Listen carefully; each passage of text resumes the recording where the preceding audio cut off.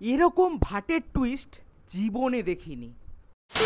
নেটফ্লিক্সের একটা নতুন সিরিজ দেখলাম, যেই সিরিজটার নাম হচ্ছে দ্য ব্যাডস অফ বলিউড, যেটা ডাইরেক্ট করেছে শাহরুখ পুত্র আরিয়ান খান, যেখানে অভিনয় করেছে লাকসায়, রাঘব জুয়েল, আনেয়া সিং, মোহিত পাওয়া এবং অনেকে, এবং কিছু কিছু স্পেশাল ক্যামিও আছে, যেটা দেখতে বেশ ভালো লাগে।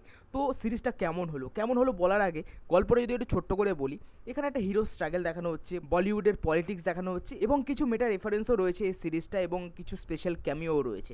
তো এর থেকে বেশি কিছু জানতে হলেও তোমাদের এই সিরিজটা দেখতে হবে। তো ভাই সিরিজটা কেমন হলো? দেখো, সিরিজটা আমার কাছে ঠিকঠাক একটা সিরিজ লেগেছে।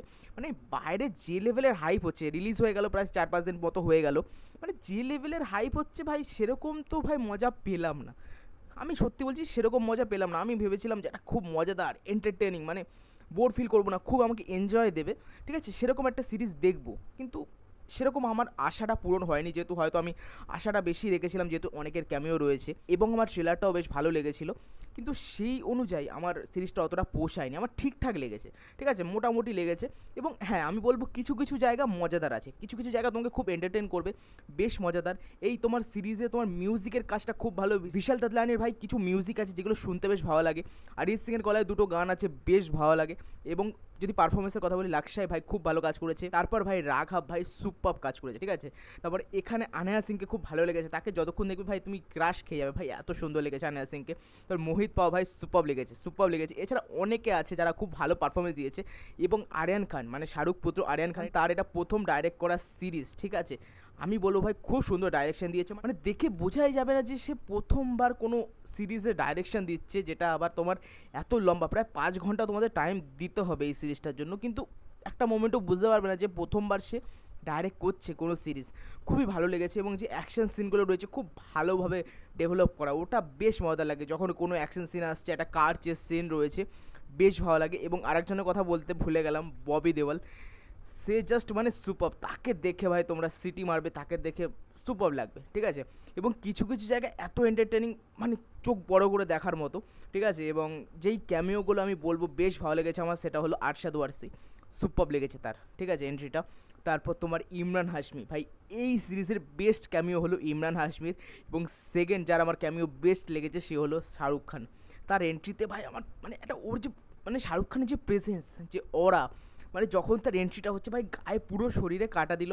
আর ব্যাকগ্রাউন্ডে মিউজিক চলছে, tongue tongue tongue tongue tongue tongue tongue tongue tongue, বাচ্চা ও বাচ্চা ভাই।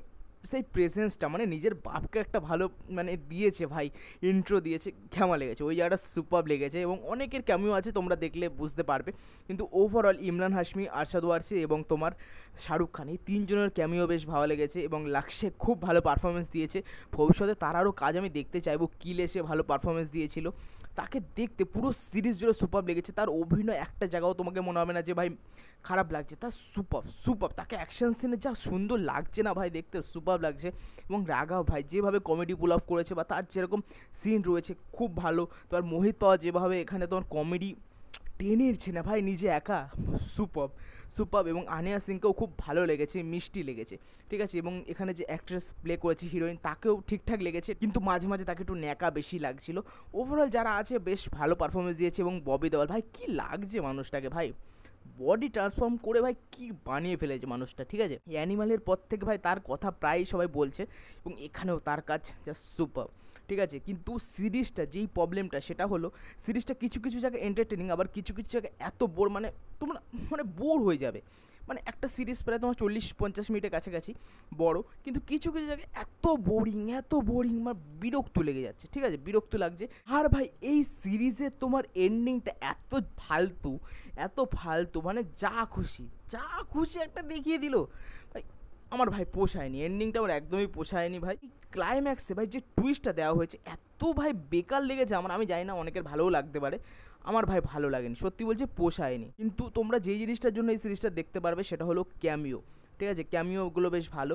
এবং আমি বলবো এই সিরিজটা সবার ভালো লাগবে না, যারা সিনেমা নিয়ে প্রায় চর্চা করো, বা সিনেমা নিয়ে তোমরা এক্সাইটেড থাকো, বা তোমরা এই জিনিসটা নিয়ে খোঁজ খবর রাখো সিনেমায় কী চলছে বা না চলছে, তাদের ঠিকঠাক লাগবে, ঠিক আছে। এবং যারা একদমই এইসব দিকে নেই, সিনেমা মাঝে মাঝে দেখো, তারা যদি এই সিরিজটা ক্যামিও চক্করে পড়ে দেখতে চাও, তোমাদের ভাল লাগবে না ভাই। তোমরা প্রথম এপিসোডের কিছুক্ষণ দেখেই বেরিয়ে চলে যাবে, বুঝতেই পারবে না জিনিসটা কী চলছে।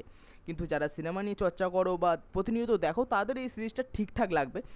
এত যে হাইপ ক্রিয়েট করা হচ্ছে চারিদিকে খুব ভালো, ওয়াও ভাই, আমি সেরকম কিছু পেলাম না। আমার ঠিকঠাক একটা সিরিজ লেগেছে, কিছু কিছু জায়গায় মজা পাবে, কিছু কিছু জায়গায় তোমার এক্সাইটেড করবে, এছাড়া আমি কিছু দেখতে পাইনি সিরিজটায়।